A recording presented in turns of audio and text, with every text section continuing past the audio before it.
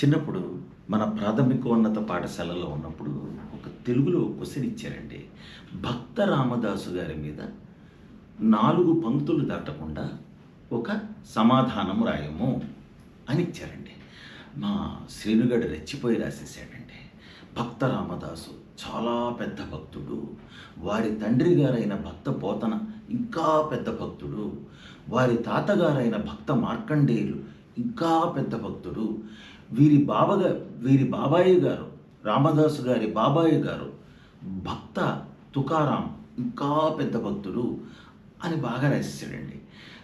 మన టీచర్ గారు పిలిచారు, తెలుగు టీచర్ పిలిచారు. పిలిచి ఏమిట్రా ఇది, ఏమిటి, ఎవరికి ఎవరు బాబాయ్, ఎవరికి ఎవరు తాతయ్య, ఏమిట్రా ఇది, అసలు ఏంట్రా ఈ రాత అంటే, అదేంటండి వాళ్ళ ఇంటి పేరు భక్త, అందరింటి పేరు భక్తే, వాళ్ళు చూడండి అందరి ఇళ్ళ పేరు భక్తే, వాళ్ళు చుట్టాలు కదా, వాళ్ళంతా రిలేటివ్సేనండి, వాళ్ళ